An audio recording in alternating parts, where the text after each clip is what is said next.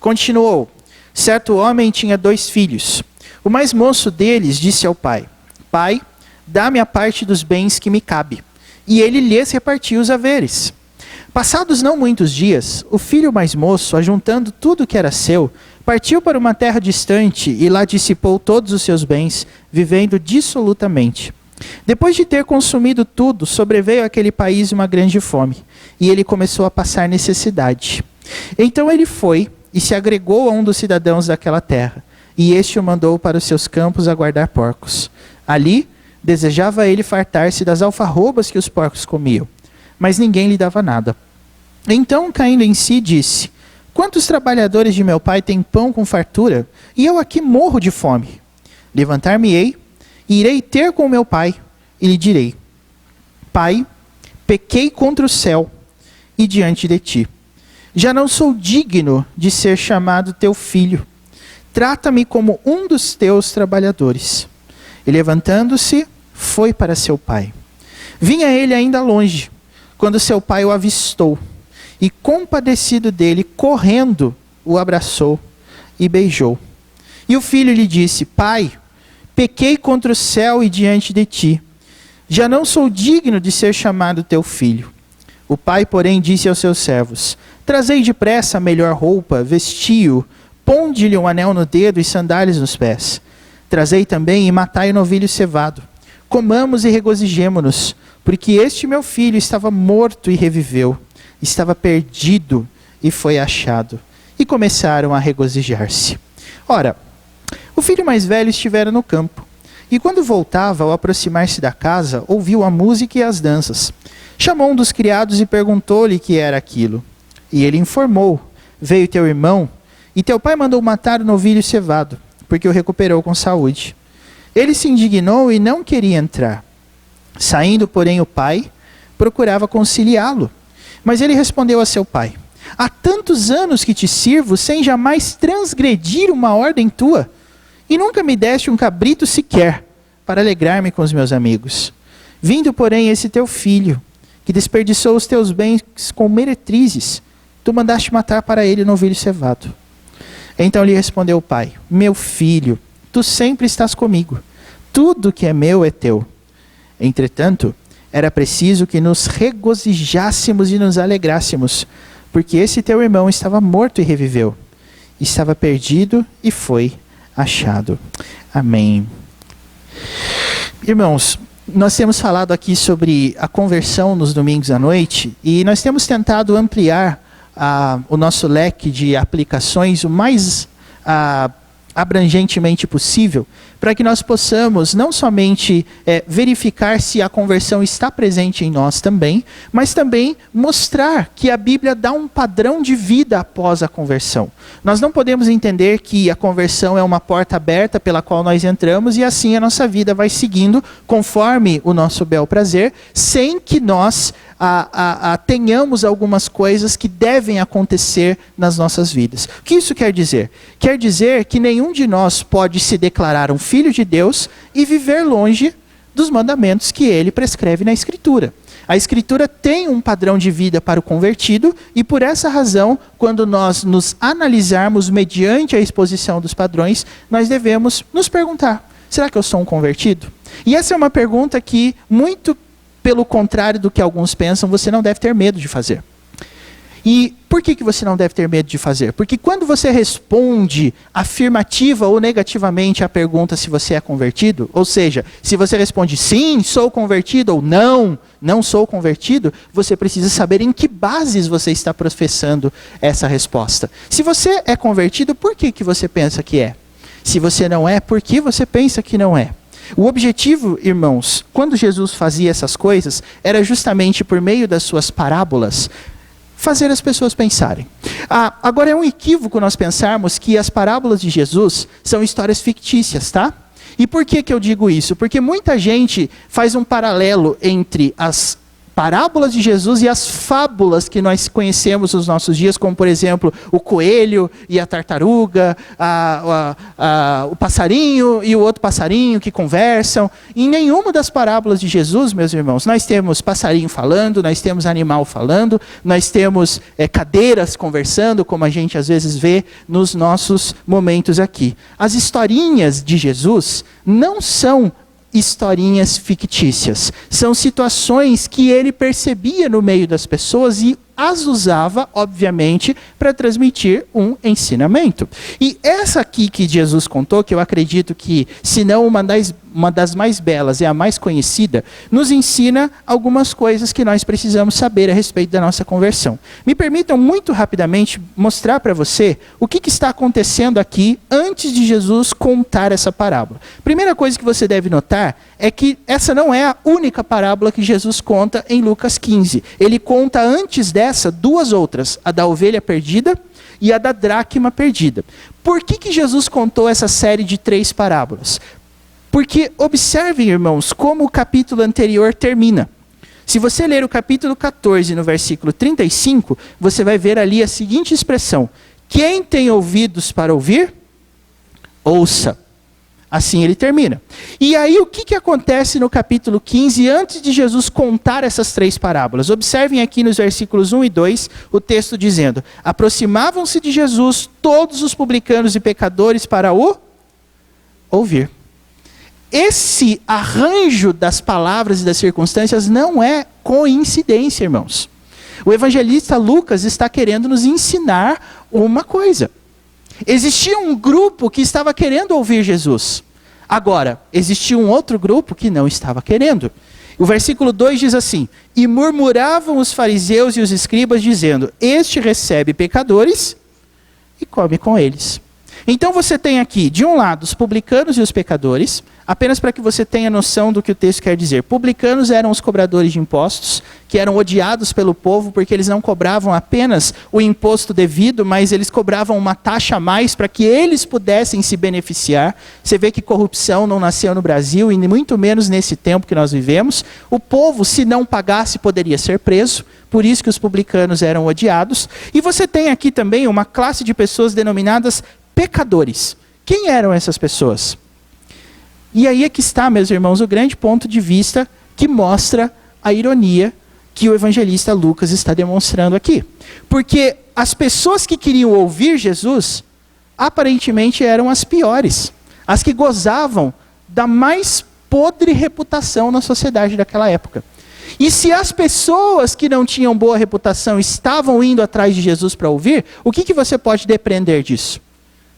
Que os publicanos e os pecadores queriam mudança.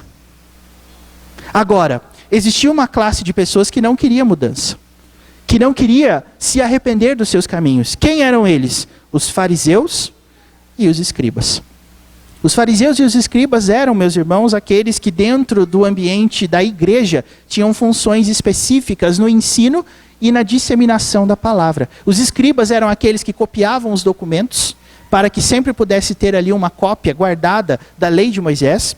E os fariseus eram aqueles que eram responsáveis por interpretar essas leis.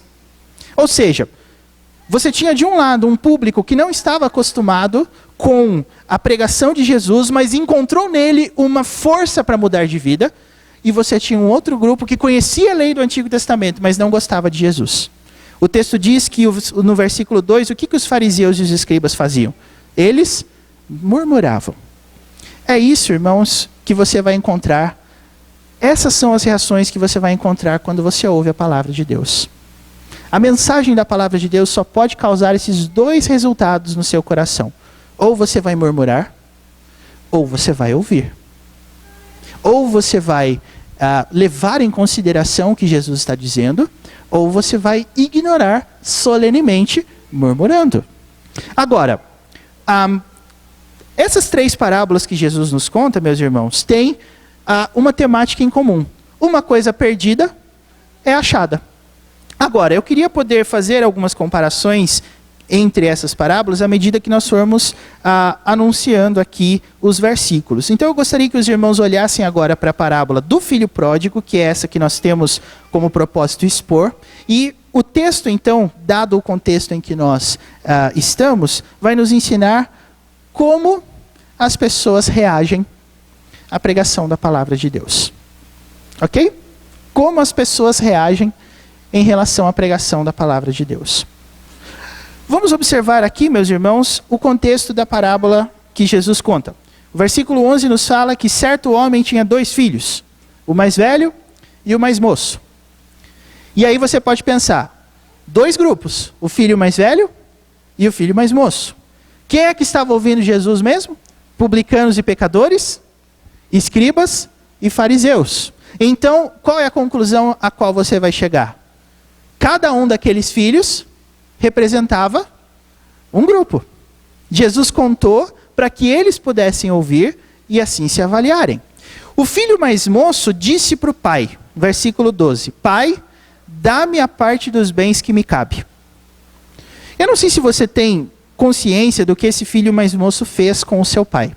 Geralmente a partilha de bens acontece naqueles dias e nos nossos dias, quando o pai morre.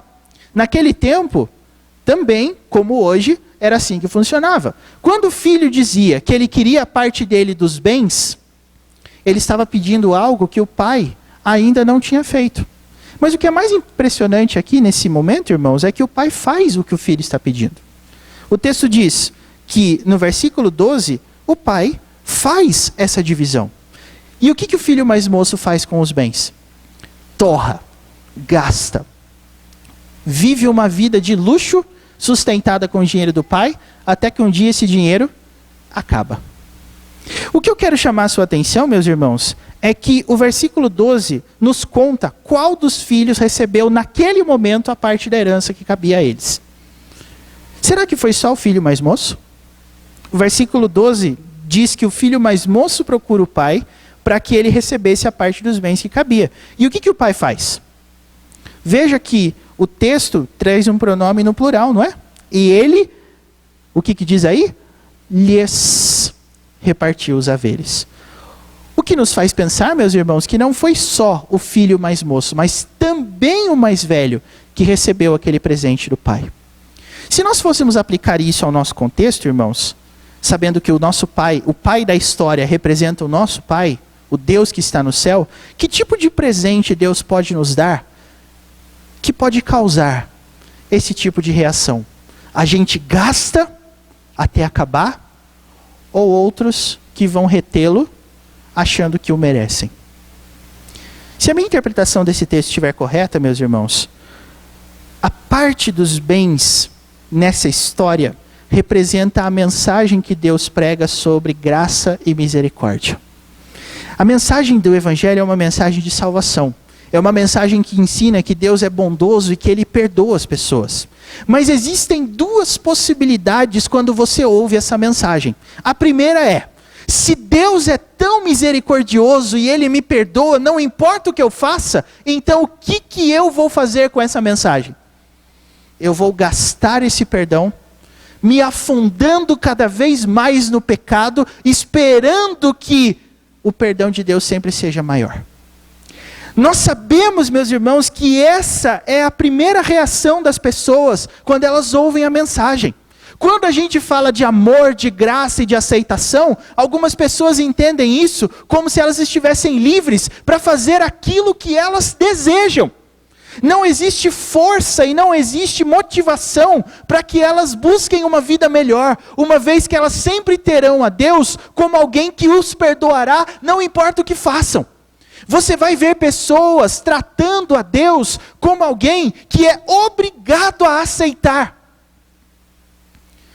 E sabe o que a gente pode perceber na vida desse filho mais moço?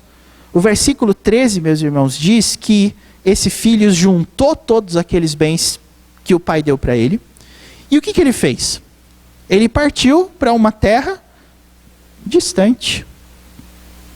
E o que ele fez com seus bens? Dissipou e viveu Dissolutamente. Quer dizer, ele fez daquele dinheiro um meio de vida no qual ele começou a atrair para si todos os tipos de prazeres horríveis que esse mundo pode nos proporcionar. Que é o que o dinheiro faz com a gente mesmo. Só que aí, meus irmãos, essa história tem um ponto de mudança na vida desse filho mais moço.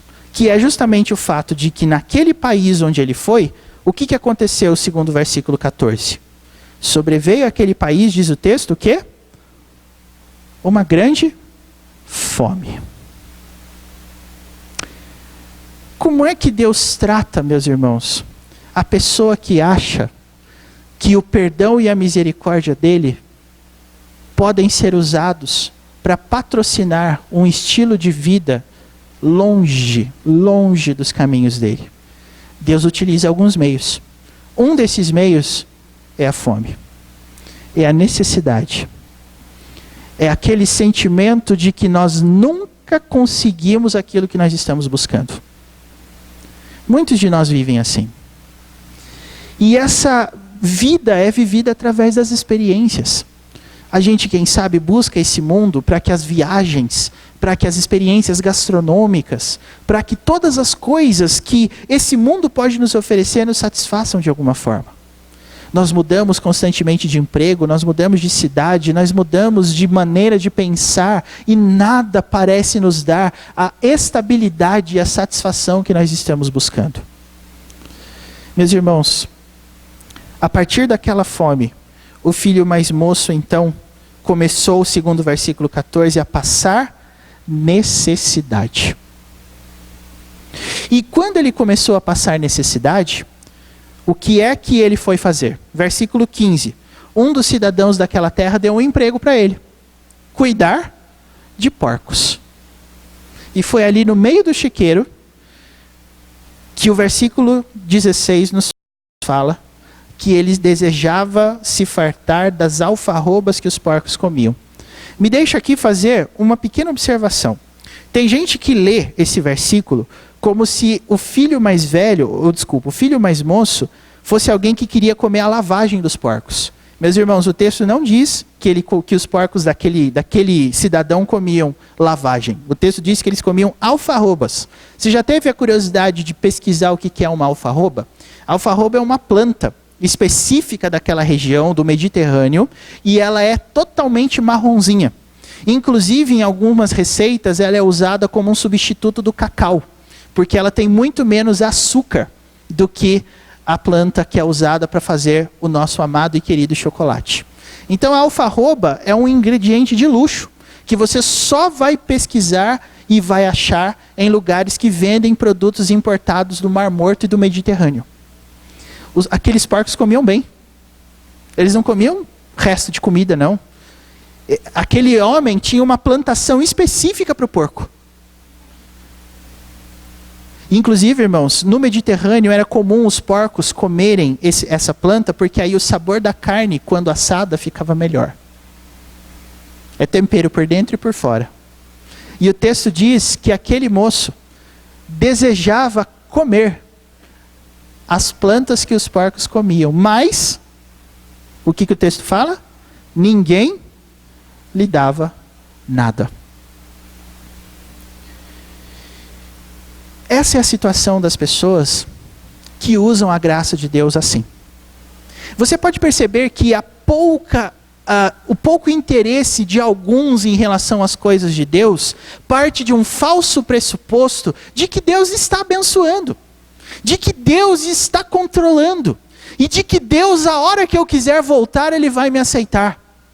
Alguns de nós vivem nesse estilo de vida até mesmo porque pensamos, nós não precisamos de uma frequência tão assídua nos trabalhos da igreja, porque Deus sempre vai me aceitar. Mas irmãos, a fome, as necessidades que aquele moço passava, fizeram com que alguma coisa muito especial acontecesse com ele. O texto diz no versículo 17 que ele caiu em si. E o que foi que ele pensou naquele momento? Olha só, quantos trabalhadores de meu pai têm pão e eu aqui morro de fome? E aí ele fez o quê? Versículo 18. eu vou me levantar, eu vou ter com o meu pai, e o que eu vou fazer? Pedir perdão. Agora, o ensino mais precioso desse texto em relação a esse primeiro momento, irmãos, é o seguinte: como a gente pede perdão? Como o convertido pede perdão? Como saber que o seu pedido de perdão é um perdão genuíno? Eu quero que você pense nisso, porque em todos os nossos cultos vão haver momentos em que nós separamos para pedir perdão a Deus pelos nossos pecados. E o que eu acho interessante é que em alguns de nós a coisa funciona mais ou menos assim. Eu vivi a semana inteira, certo? Segunda, terça, quarta, quinta, sexta, aí eu chego aqui no sábado e no domingo e eu falo assim: Senhor, eu estou olhando para a minha semana e eu percebi que tem algumas coisas erradas e eu quero que o Senhor perdoe, tá? Perdoa, Senhor. Em nome de Jesus, amém. E aí o perdão é dado. Eu quero te dizer uma coisa: isso não é perdão. E isso não é arrependimento. Sabe por quê? Porque o arrependimento, irmãos, tem um elemento que Jesus quis mostrar. Você sabe por que os publicanos e os pecadores queriam ouvir Jesus? Você sabe por que os fariseus não queriam ouvir Jesus? Porque na história que Jesus contou, aquele moço, muito antes de voltar, chegou a uma conclusão.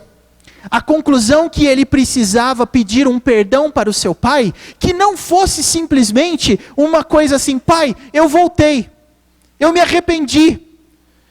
É claro que foi a necessidade que fez os olhos daquele menino se abrirem, mas percebam que o que ele pensou em falar para o pai não foi nem isso. O versículo de número 18 diz que aquele menino se levantou e ele decidiu que ele ia conversar com o pai. E ia dizer para o pai a seguinte frase: pai, primeiro, eu pequei contra o céu. Segunda, eu pequei contra o Senhor. E terceira, versículo 19, eu não posso mais ser seu filho. Então, se o Senhor me aceitar, que o Senhor me aceite pelo menos como um dos seus trabalhadores. Vocês perceberam? O elemento desse perdão, meus irmãos, não foi nem de longe aquilo que alguns de nós costumam fazer, do tipo assim: Senhor, está aqui minha listinha de pecado, então está aqui, o Senhor pega aí, e aí o Senhor dá um jeito neles, porque eu estou pedindo meu perdão e eu sei que o Senhor perdoa, então é isso aí. Meus irmãos, não se pede perdão sem humilhar-se diante da pessoa que você pecou contra.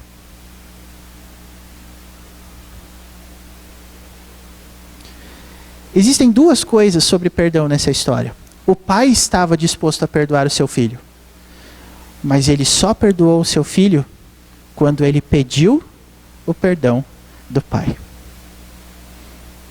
E o pedido de perdão, meus irmãos, daquele menino foi um pedido de perdão totalmente humilhante. Porque ele reconheceu que ele pecou contra Deus, ele reconheceu que ele pecou contra o pai, e que ele não merecia mais ser filho. Nenhum perdão que eu já tenha pedido, ou você, que não reúna esses mesmos elementos, é digno de ser aceito diante de Deus. Porque isso não é perdão.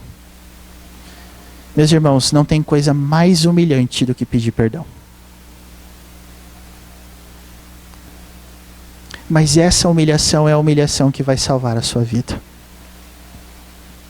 O nosso Deus está rico em perdoar, porque quando você é movido ao perdão, você faz exatamente aquilo que o menino aqui da história fez.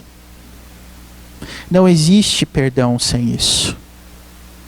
Eu estava lendo um livro essa semana, que eu indico inclusive para você, chamado Guerra de Palavras. Postei algumas citações desse livro nas minhas redes sociais essas semanas. E falando sobre esse assunto, o autor nos fala que o perdão tem duas instâncias.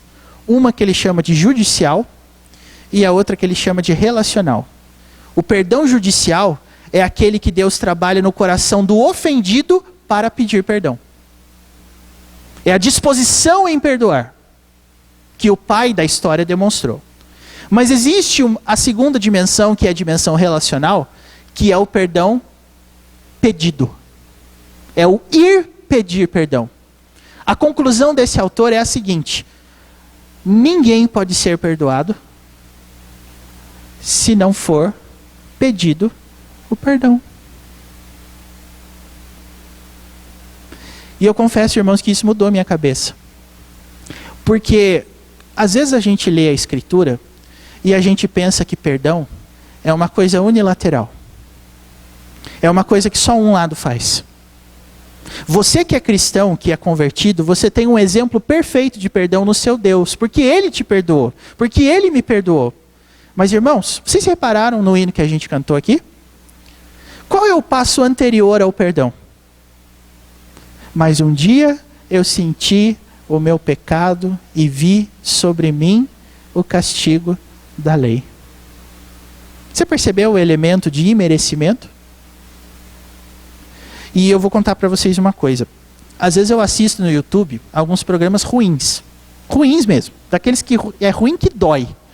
E nesses programas ruins, tem lá um quadro em que o cara que quer pedir perdão para a esposa por uma traição, ou a esposa que quer pedir perdão para o marido por causa de uma traição, vai lá no programa, eles chamam a esposa, aí eles conversam. Gente, é ridículo isso. Mas é ridículo de engraçado. Eu quero que os irmãos procurem isso lá. E aí você tem umas histórias muito doidas, do tipo assim, o marido quer pedir perdão para a esposa porque traiu a esposa com uma psicóloga, que traiu a esposa com um comissário de bordo do avião, que traiu a esposa com um caminhoneiro, e a esposa que trai com o feirante. É uma coisa, é cada caso assim que é impressionante. Mas você sabe, aí o apresentador do programa ele fala assim, você pediu, o programa atendeu, está aqui a pessoa, pode conversar com ela, pede perdão para ela. Sabe o que 100% dos convidados falam? Eles falam assim, amor, me perdoa. Porque quem que não erra, né? Quem que nunca errou na vida? Você já errou comigo, eu já te perdoei, agora eu quero que você me perdoe.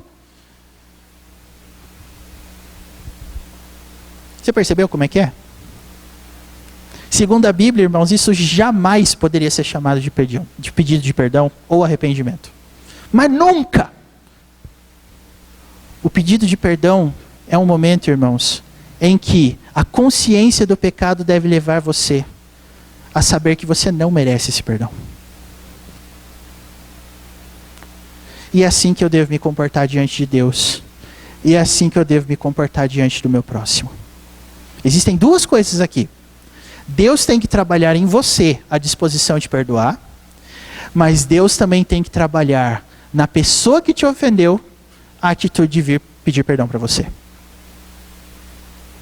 Essas duas coisas têm que acontecer. E foi o que aconteceu na história. O texto diz que o menino foi, versículo 20, que ele foi para o seu pai. E essa aqui, irmãos, até me desculpem, mas é uma cena maravilhosa, não é? O pai está lá, e ele enxerga o filho, e ele vai até o filho correndo, e ele abraça o filho, e ele beija o filho. Mas o que o filho faz? O versículo 21 fala assim, que o filho disse o que para ele? Eu pequei contra o céu. Eu pequei contra o Senhor. Eu já não sou digno de ser chamado teu filho. Foi isso que o menino fez, irmãos. Se o pai tivesse dito algo do tipo assim, filho, então tá bom, então você volta para casa, mas a partir de hoje você não é mais meu filho. Tranquilo. Ótimo. Mas aquele pai fez uma coisa diferente, ele perdoou. Mandou chamar os servos dele para dar a melhor roupa, colocar um anel no dedo, trazer sandália. E sabe por que a sandália é um elemento usado aqui, irmãos? Porque escravos e trabalhadores não usavam sandália, eles andavam descalços. Então o pai, quando ele dá a sandália, ele fala assim, você é meu filho sim. E aí, meus irmãos, o novilho cevado é morto para que eles pudessem se regozijar e tudo mais. Essa é a cena que Jesus nos conta. O perdão é uma coisa bonita quando existe a disposição de perdoar, mas a disposição também de pedir perdão. O seu pecado e o meu pecado têm sempre duas dimensões: contra Deus e contra o próximo. E se nós queremos ver o perdão acontecendo, é preciso que essas atitudes também se verifiquem no nosso meio. Esse é o primeiro ponto do texto, irmãos. Algumas pessoas entendem a graça de Deus como uma licença para pecar. Deus trata delas como? Fazendo elas sofrerem, passar necessidade, passar fome, até que elas se humilhem e peçam perdão. Agora, existe um segundo ponto na história, que é o filho mais velho. O filho mais velho, a partir do versículo 25, diz o texto que ele estava no campo. E aí ele vem e ele ouve a música, ele ouve as danças e aí ele quer saber. O que está acontecendo aqui? Aí um dos servos falou assim, o seu irmão, lembra do seu irmão? Ele voltou. E aí o seu pai mandou matar para ele o novilho cevado e a gente está aqui festejando, porque ele voltou para casa. E diz o texto no versículo 28, meus irmãos, que aquele filho mais velho se indignou e ele não queria entrar na testa. Não queria participar daquele momento. E aí, meus irmãos, sabe o que a gente nota? Que o pai vai atrás desse filho mais velho também. Versículo 28, o pai procurava conciliar. O pai chegava nele e falava assim, vamos lá filho, vamos participar da festa, vamos se alegrar com a gente. E qual que é a ordem, ou melhor, qual é a resposta que aquele filho mais velho dá para o pai dele? Versículo 29, olha aí.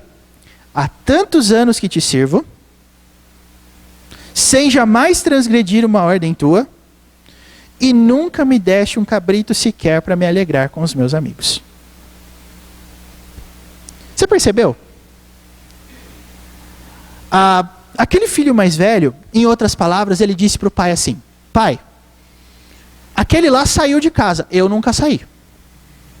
Eu estou aqui te servindo. E aquele lá foi embora. Agora, ele também diz uma frase no meio disso aqui, que eu achei muito curiosa e eu acho que você também deve perceber isso. Aquele filho disse para o pai que ele sempre o obedeceu, sem jamais transgredir uma ordem do pai.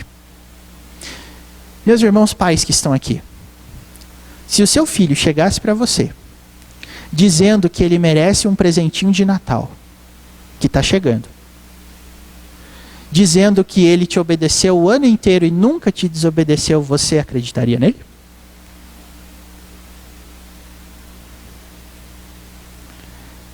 E agora, graças a Deus, eu não falo mais só para pais, eu falo também para vovôs e vovós. Olha que beleza. Se os seus netinhos chegassem para você falando assim, vovô, vovó, esse ano me comportei tão bem, não desobedeci minha mãe nenhuma vez sequer, mereço um presentão de Natal, daqueles bem grandes assim. Inclusive, irmãos, teve um ano que minha mãe fez isso. Combinou com a minha tia, que minha mãe e minha tia iriam dar um presentão, mas presentão mesmo, daqueles bem grandes. E quando a gente chegou lá na casa da minha avó naquele ano, tinha 5 caixas, para mim, para os meus irmãos e para minhas primas.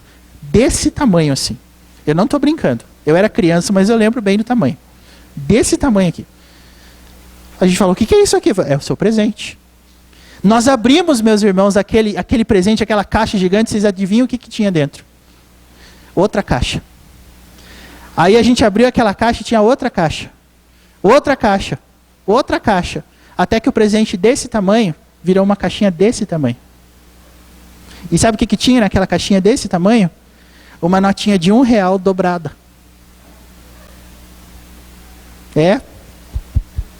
O Natal de algumas casas aqui vai ser bem diferente esse ano, né? Com essa ideia. Mas aí a gente olhou e falou assim, a gente obviamente não tinha essa audácia toda, mas sabe aquela sensação do tipo, que brincadeira é essa aqui? Que palhaçada é essa aqui? O que está acontecendo aqui?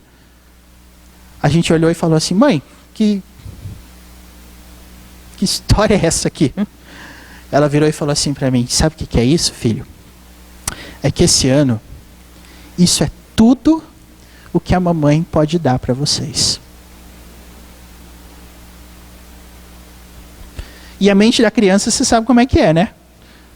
Tudo que você pode dar para mim de Natal é R$1 de nada.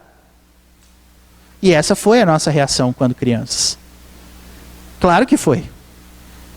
E aí minha mãe disse assim, mas vocês não tiveram comida na mesa, roupa, uniforme passadinho, coberta na cama para não passar frio? Vocês não tiveram tudo isso esse ano? E aí um dos meus irmãos, que eu não vou dizer quem é, são 3, né? mas vou deixar em aberto. Falou assim, mas isso não vale nada. Isso não é presente de Natal. Olha, irmãos, ou fui eu ou foi um dos meus 2 irmãos. Vocês é que vão fazer o tirateima aí, tá? Sabe por que eu contei essa história? Porque esse é o segundo entendimento sobre graça, sobre perdão, sobre misericórdia que Jesus está querendo combater aqui. Se de um lado existem pessoas que acham que a graça de Deus é uma coisa que deixa elas livres para fazerem o que elas querem, porque Deus sempre vai aceitá-las, vão existir outras pessoas que vão pensar que tudo que Deus dá para elas é insuficiente porque elas merecem muito mais. Então, o ar que a gente respira, as coisas que Deus nos dá, isso não é suficiente. Por quê? Porque eu sou muito bom, porque eu nunca desobedeço, porque eu estou sempre fazendo as coisas certas, eu nunca erro. Então, tudo que o Senhor me dá não vale nada. Mas, irmãos, a atitude que o pai teve no começo da história depõe contra esse filho no seguinte sentido. O que o pai fez com a herança mesmo? A gente leu no começo do texto. Quem foi que recebeu a herança? O filho mais moço. E o filho mais velho também. Mas aquele menino, o filho mais velho, chegou para o pai dele e falou assim, eu te obedeço há tantos anos, eu te sirvo há tantos anos, e o Senhor nunca me deu um cabritinho sequer. Aquele menino já tinha a parte da herança inteirinha dele na mão, antes do pai morrer. Mas na cabeça dele aquilo não era suficiente. Aquilo para ele era menos que um cabritinho. Você vê como é que são as coisas. E sabe por que esse é um assunto interessante, irmãos? Porque nas 2 parábolas anteriores que Jesus conta, da ovelha perdida, da ovelha perdida é ótima, né? Você tem lá 100 ovelhinhas, uma se perde, o pastor vai atrás da que se perdeu, e quando ele volta ele fala assim, gente, vamos se alegrar comigo porque eu achei minha ovelha perdida. Daí na parábola seguinte, uma mulher perde a sua dracma, que era uma moedinha de pequeno valor, mas que podia ser colecionada. Ela tinha um monte, mas ela perdeu uma só. Aí ela vai procurar, e aí ela acha, e quando ela acha, ela fala assim, gente, vamos celebrar, porque eu achei a minha dracma perdida. Agora na parábola do filho, não acontece isso. Na parábola do filho, o filho é encontrado, mas tem uma pessoa lá que não fica feliz. E é exatamente assim que acontece na nossa vida, irmãos. Às vezes a gente pode pensar assim, eu sou mais o filho mais velho, ou eu sou mais o filho mais moço. Mas eu vou dizer para você, irmão, irmã, nós somos os 2. E eu aprendi isso com um pastor que eu gosto muito, chamado Timothy Keller. Você sabe como é que ele explica essa história? Ele dá um exemplo para nós de como a gente se comporta como esses 2 filhos em quaisquer momentos da nossa vida. E o exemplo que ele contou para nos dar essa ideia é a história de um homem chamado Jonas. Meus irmãos, lembra o que aconteceu com Jonas no começo da história dele? Deus disse para ele assim, vai para Nínive. O que ele pensou? Vou para Tarsis. Filho mais novo. Eu vou trilhar os meus caminhos. Eu vou fazer o que eu quero. Eu não vou fazer o que Deus quer.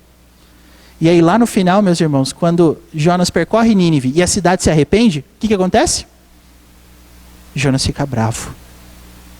Jonas fala assim, eu sabia que o Senhor ia perdoar, por isso que eu nem queria ir. E aí Jonas planta uma sementinha, a sementinha vai fazendo sombra na cabeça dele, e aí Deus manda um verme, come a plantinha, ele fica sem sombra, e Jonas diz assim, Senhor, o Senhor podia me matar agora, porque não sobra mais nada. E aí Deus pergunta para ele assim, essa ira sua aí, ela é razoável? E aí ele fala, é até a morte razoável. Perdi minha sombra. Mas aí Deus fala assim, você se importa com uma plantinha que não te deu trabalho nenhum, e um povo inteiro que estava perecendo lá, você não queria falar. Essa história, irmãos, conta a nossa história. Ora nós somos como esse filho mais velho, ora nós somos como esse filho mais moço. Ora nós achamos que Deus tem que nos aceitar, não importa o que nós fazemos. Ora a gente pensa que Deus tem que dar muito mais porque a gente recebe pouco das mãos dele. Nessa história, meus irmãos, o único bom exemplo é o Pai.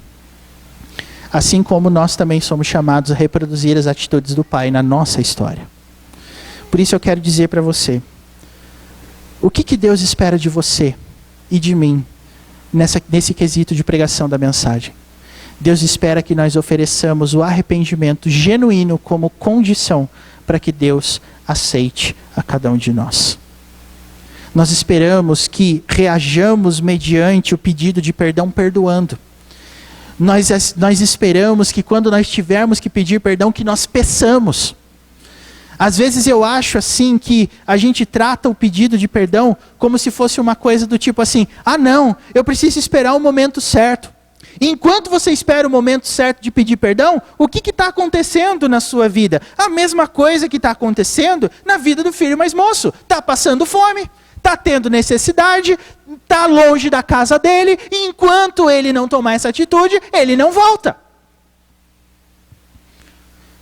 Nós, meus irmãos, às vezes achamos que Deus vai revelar para nós assim algo do tipo, não, o momento certo vai chegar, e Deus vai me mostrar qual é o momento certo. Olhe para o momento que você está vivendo hoje. Agora. Olhe para o momento que você está passando já. Existe angústia, existe dor, existe fome, existe necessidades que não estão supridas. Isso é um indício de que a hora de pedir perdão já passou. E nós temos que aproveitar. É assim, meus irmãos, que Jesus conta essa parábola. O perdão é algo que deve ser celebrado do jeito certo. Então, quais são as lições que nós aprendemos? Primeiro, se nós enxergamos a mensagem do Evangelho como uma oportunidade de sempre fugir, correr para longe, porque Deus sempre vai voltar, sempre vai nos aceitar, corrige o seu entendimento. Deus aceita qualquer pessoa que pede perdão. E qual é a maneira certa de pedir perdão? Se humilhando e reconhecendo o pecado. Segunda coisa, se nós entendemos a mensagem do Evangelho como se fosse uma maneira de nós sempre pedirmos algo para Deus a mais do que aquilo que nós temos porque a gente se acha muito bom, o Senhor nos diz o seguinte: essa não é a atitude correta diante da mensagem do Evangelho. Essa mensagem é para você também. Essa mensagem é para mim. Essa mensagem derruba totalmente a nossa esperança em nós mesmos. Nós não somos merecedores. A parte boa dessa história, meus irmãos, é o pai. Ele vai atrás do filho mais moço e o abraça. E ele vai atrás do filho mais velho dizendo assim, entra nessa festa. Você tem que estar aqui dentro. Você tem que celebrar. O seu irmão estava morto e ele reviveu. A parte mais bonita dessa história, irmãos, é que às vezes a gente não quer perdoar. Às vezes a gente não quer pedir perdão. Mas em todos esses momentos, adivinha o que acontece? Existe um pai que vai atrás da gente. Existe um pai que vai atrás de nós. Se você tem passado fome ou necessidades ultimamente, se você tem se sentido como filho mais moço, eu estou aqui passando fome, tem gente muito melhor que eu, pode ter certeza que esse é um aspecto do amor do Pai revelado na sua vida, te dizendo aonde é o seu verdadeiro lugar, para onde você tem que voltar. E se você é como o filho mais velho, que sempre pensa que existe coisas tão boas em você, que a mensagem pregada não é para você, o Pai é aquele que está sempre dizendo para você a seguinte frase: quem tem ouvidos, ouça. Irmãos, qual é o último lugar da Escritura onde essa parte, quem tem ouvidos, ouça, aparece? Apocalipse, não é? As 7 igrejas recebem 7 cartas. As 7 cartas têm assim, quem tem ouvidos para ouvir, ouça. Irmãos, onde estão essas 7 igrejas hoje? Hoje. Todas elas viraram ruínas. Não existem mais. Qual é a explicação? Qual a explicação? Não ouviram. Então é assim que Deus trata. Quer manter a sua igreja de pé? Quer manter a obra do Senhor contínua? Ouça a voz do Espírito de Deus. Perdoe. Peça perdão. Ouça a mensagem. Que Deus nos abençoe em nome de Jesus. Amém.